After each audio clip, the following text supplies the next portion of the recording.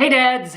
About 10 years ago, I bought my first DSLR camera, and I still have it, so I figured that I'd talk to you guys about it. But first of all, hi to all the new dads out there. This is Dad Reviews. This is where I give you my unedited, hopefully more authentic review of the products that I like, use, and have. So if you're into that, you might want to consider clicking that subscribe button. Also, that thumbs up is always appreciated.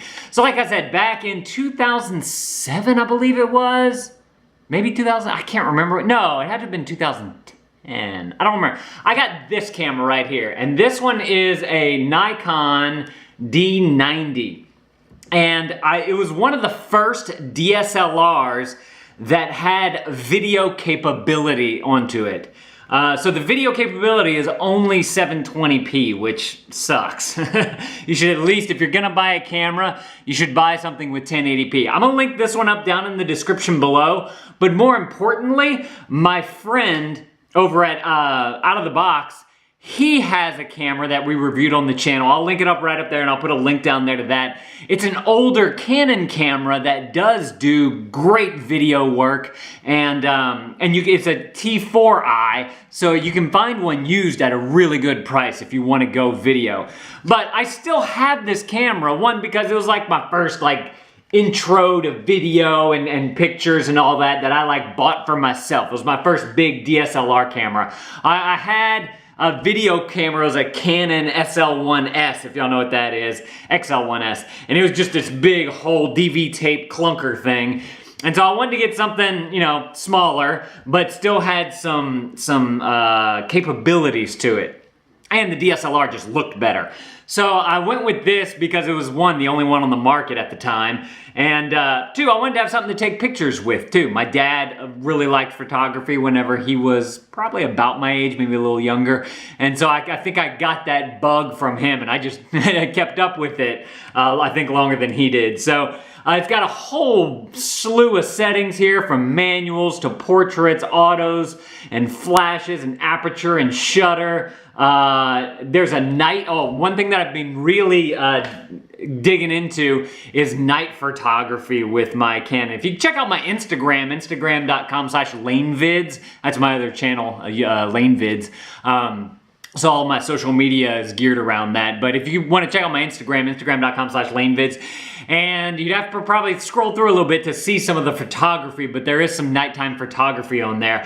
There is one thing that I'd like to get for the camera if I don't sell this one and get something else. It's a little remote that you can attach to it so that whenever you're doing nighttime photography, you don't have the shutter thing going, what do you call that? Whenever you're doing nighttime photography with this camera, you have to hold this down halfway until the shutter clicks, and then you have to take your finger off. And whenever you do that, there's always like an itty bitty bit of movement there, and that will give a more blur than you think to a nighttime photography. So there's a little remote you can get that presses that button for you so that it doesn't feel the wiggle in the camera, and it's supposed to take a better night shot. So that's one thing that I've been digging into. This lens that I have on here is an 18 to 55 millimeter. I also have another one that's 55 to 200. I just wanted something with a little longer zoom. I didn't really know that much about it at the time. All I knew is that if I could get zoom, I could get better depth. So I was going for that. But the lenses are super easy to interchange. You press this button right here and you turn. And then there's a little dot right there on the camera body, a little white dot, and then there's a little dot on the side of the lens here. And whenever you're putting it back on, you just line up the dots, press the button, turn it, and it snaps right into place there. Does come with, mine came with a a neck strap, which I actually watched a video about a hack the other day for DSLR shooting. If you want to do if you're doing video and you want to do some kind of pan, you should pull your strap as hard as you can. That way you're pulling against something so that you can do this a lot smoother pan, as opposed to trying to freehand do it, which is a lot harder. Another trick you can have is to rest your elbows on something. That way you stay more stable whenever, one, you're taking photography, or if you're doing video with it as well. So a couple of tricks that I've learned. Another trick that I saw, if you want to do like a what do you call that? Like a pan, not. I forgot what it's called. But basically, I'll give you you'll get it whenever I mention it.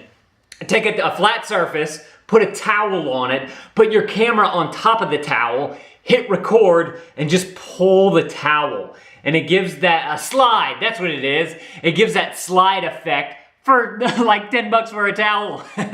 So just some hacks there for you guys for if you're shooting with a DSLR. So would I use this for a YouTube video? Well, in the past I have used this for a YouTube video on that channel, LaneVid channel. I was doing a bunch of videos with this, some of the science videos that I've done. But the problem is that it's 720p and you want at least 1080i if you can get something like 4K, just because it's going to look a whole lot better. Another thing, oh hang on, well, okay. Two thoughts are scrambling in my head. Let me talk about the audio real quick for this. It only has an internal mic and there's no port so that you can plug in a microphone to it. So that is a huge downside on this camera for me, is that you can't plug in any sort of microphone so that you can get better quality audio. So you'd have to get some kind of external thing and mix it together in your edit, which was always kind of frustrating, just because it's something that can be alleviated with just a better microphone in the camera. So would I use this for YouTube? One, I have, but you know, if it's all I had and I was just getting started and I didn't have this, then I probably wouldn't use it as much. I've actually really considered selling this guy, and because there's a photographer out there who's not interested in the video quality of it and they just want the picture quality, who would pay a decent amount of money for this, and then I could take that and roll it into maybe like a used Nikon T4i like my friend from Out of the Box has. So that's where I'm at with my Nikon. I don't use it that often. I use it more for pictures, taking pictures of our kids, family moments, and that type of stuff. If there's an occasional shoot where I want that extra shot, I'll go and grab this, but usually this honestly doesn't get as much play as I'd like. So that's my thoughts on the Nikon D90. Again, linked up down in the description below is the D90. If you want to read more about it, read some more reviews on Amazon, definitely check that out. I'm going to link up the video that me and Out of the Box did, so you guys can check out his camera, the Canon T4i. And I'll also put my Instagram down in the description below, because some of the pictures that I do take for Instagram do come from this camera, and I want y'all to get a better idea of what a Nikon D90 picture put onto Instagram looks like. So hopefully that helps you guys. Hopefully you found some of this stuff valuable. What kind of camera do you guys shoot on? Let me know that down in the comments below. I would love to know what some of you dads are using out there. If you want more of the dad reviews, there's more videos right there on the screen. I'd love it if you went and checked out some more of our videos. There's that subscribe button right there in the middle. You can click that if you're liking the dad reviews and you want to get more of our videos. Definitely appreciate you clicking the bell too. Thumbs up is always appreciated if you guys like this video. Thank you guys for watching. If you have another product that you want me to review, let me know what it is down in the comments below, and I'll see if I can get it for you. And dad out.